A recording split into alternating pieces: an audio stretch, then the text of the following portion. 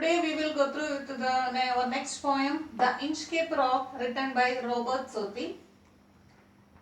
Robert Southey is a famous English poet at the time of William Shakespeare, and the poem is a ballad.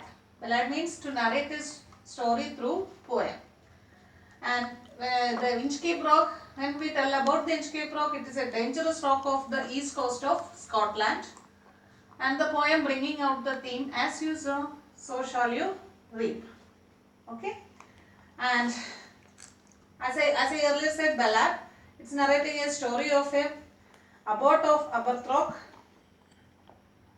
and a devilish Sir Ralph Rover. The abbot achieved the great feat of installing a bell on dangerous Inchcape Rock that had previously caused many shipwrecks. His bell rang during the storms and issued an alert for the passing ships. So the seamen know where the rock is and could avoid the danger of an accident. They blessed the abbot for his good work. But it was the rover who felt jealous at the fame of the abbot and planned to cut down the bell from the Inchcape Rock. Okay, and so he did. This Raj, the rover, was actually a sea pirate. The rover was a sea pirate. So he needed to destroy the bell to accomplish his desire to rob more ships by putting them in danger. But finally, he himself was the victim of the Inchcape Rock. One day, his ship was left in the midst of storms, lost the direction and crashed against the rock. Thus, the rover was punished for his sinful. Here, the poet Robert Southey delivers a message through his poem, As You Sow, Shall You Reap. So, the poem indicates, Inchcape Rock is a didactic in nature like most of Southey's poem. Okay. The poem is a little long as the ballads should be. It consists 17 stanzas of 4 lines each. The first 2 and the last 2 lines each stanza rhyme with each other. The rhyme scheme is AA, BB for each stanza. Now let us come to the explanation, line-wise explanation. No stir in the air, no stir in the sea. The ship was still as she could be. Her sails from heaven received no motion. Her keel was steady in the ocean. The first stanza of the poem, the poet describes the calmness of the sea. The air, the sea, the ship, all were still. The sails of the ship were getting no motion from the wind. Its keel was steady in the ocean. Keel it's a piece of metal that gives the support of the whole structure. And stir means movement. Okay. So there were no movement. The complete calmness shows the nature calmness. And come to the next lines. Without either sign or sound of their shock, the waves flowed over the Inchcape Rock. So little they rose, so little they fell. They did not move the Inchcape bell. The second stanza describes the mid-sea waves. The waves were rising, falling so little that they did not make any sign or sound. The waves were gently flowing over the Inchcape Rock without moving or ringing the bell. The abbot of Aberthrock had placed that bell on the Inchcape Rock on a board. In the storm, it floated and sunk, and over the waves its warning rung when the rock was hit by sore swell. The third stanza is about the bell. The good old abbot of Aberthrock positioned the Inchcape bell there on the Inchcape Rock. During the storms, it floated on a board and ran wildly, swung by the high tides to alert everyone that the dangerous rock was there. When the rock has hit by the sword swell, the mariners heard the warning bell, and then they knew the perilous rock and blessed the abbot of Aberthrock. In the next four lines, the poet tells how the bell guided the mariners in the bad weather. The seamen could not see the rock as it stayed hidden under the high waves during the storms, but they could hear the ringing bell and went away from the perilous, means dangerous rock. So the bell saved their lives. Then the seafarers blessed the abbot for his good job. The sun in heaven was shining gay. All things were joyful on that day. The seabirds screamed as they wheeled around, and there was joyance in their sound. The buoy of the Inchcape bell was seen, a darker speck on the ocean green. The fifth stanza delivers a cheerful atmosphere, as it generally happens before every disaster. On a particular bright day, everything looked joyful. The seabirds were whirling over the sea and screaming in joy. Next.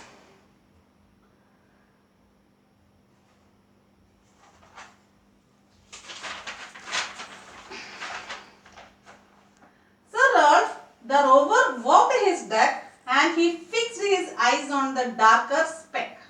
He felt the cheering power of spring. It made him whistle, it made him sing. In the sixth stanza of the poem, Sir Ralph is introduced for the first time. On that fine day, the boy, means that was anchored floating sign to show the reef on the Inchcape rock was clearly visible, as it was a blackish spot in the green ocean. Sir Ralph the rover went on the deck of his vessel and gazed at a dark spot of the buoy.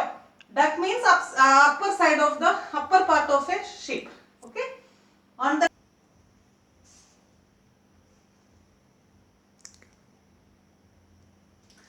his heart was mirthful to excess, but the rover's mirth was wickedness. His eye was on the Inchcape float, or he might men put out the boat and row me to the Inchcape rock. The next stanza deals with the Ralph's feelings and thoughts.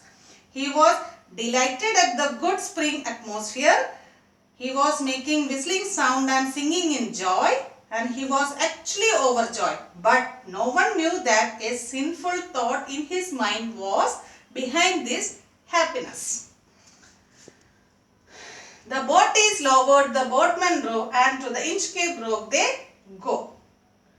In the eighth stanza, the rover himself speaks and reveals his desire. His eyes were fixed on the floating boy on the Inchcape rock. Sir Ralph the rover ordered his crew to take the boat to the Inchcape rock. Then he says that he is going to destroy the good work of the abbot of Aberbrothock.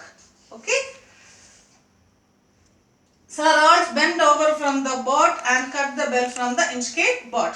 Down the sung the bell with gurgling sound, the bubbles rose and burst around. The ninth stanza describes that the rover's men took the boat to the Inchcape. There he bent over the boat and cut the bell from the rock. And how the bell was singing down, making the bubbling sound. Bubbles rose and burst around. The bubbles rose and burst around. Quoth Sir Ralph, the next who come to the rock won't bless the abbot of Aberthrock. Sir Ralph was happy thinking that the bell would save no more ships and the seamen would no longer bless the abbot. Sir Ralph the rover sailed away. He scoured the seas for many a day, and now grown rich with the plundered store, he steers his course for Scotland shore. Sir Ralph the rover then sailed away from the rock after cut the bell from the Inchcape. He sailed away from the rock. Thereafter he had robbed and looted many ships which met accidentally crashing to the Inchcape rock. Okay. After that he just robbed and looted many ships which were accidentally crashed into the Inchcape rock. He is now a rich man with all the looted treasures. And today he is going to the Scotland shore with his ship. He steers his course for Scotland shore. So thick haze overspreads the sky. They cannot see the sun on high. The wind is blowing a gale all day. At evening it had died away. It describes the gloomy atmosphere of the day. The rover is sailing to Scotland. The sun is hidden behind the thick fog. Strong winds were blowing all the day, and now in the evening it has stopped blowing. Okay. Next, on the deck the rover takes his stand. So dark it is, they see no land. Scott Sir Ralph, it will be lighter soon, for there is the dawn of the rising moon. Canst hear, said one, the breakers roar, for methinks we should be near the shore. The rover is now on the deck of his ship. They can't see land as it is very dark. Sir Ralph assures that the moon will appear soon, and so there will be light. One of Ralph's men says that he hears the roaring sound of the waves breaking against something. So he hopes they should be near the shore. He also regrets that the Inchcape Bell is no more, as it could guide them in this situation. Okay, already Ralph got the bell from Inchcape Rock. Okay. Now where we are I cannot tell, but I wish I could hear the Inchcape Bell. There have no sound, the swell is strong. Though the wind hath fallen, they drift along, till the vessel shrinks in a shivering shock. But there was no sound. The tides were strong. The rover and his team are drifting along with the ship. Suddenly, the vessel gets a jerking. They all realize that the vessel has hit the Inchcape Rock. Sir Ralph the rover tore his hair. He cursed himself in his despair. The waves rush in on every side. The ship is sinking beneath the tide. Sir Ralph the rover pulls his hairs in frustration. He curses himself for his evil deeds. Meanwhile, the water fills in every corner of vessel and it starts sinking in the sea. The ship is sinking beneath the tide. But even in his dying fear, one dreadful sound could the rover hear. A sound as if with the Inchcape Bell, the devil below was ringing his knell. In the last stanza of the poem, as the rover is dying, he hears a sound like the ringing of the Inchcape Bell. It was actually his death knell that the devil himself was ringing beneath the water. Thus, the rover gets punishment for his sinful works. Robert Southey is a poet who always delivers a teaching through his poems. This too is not an exception. As the moral, as you sow, so shall you reap. I hope all of you understood the poem. Thank you.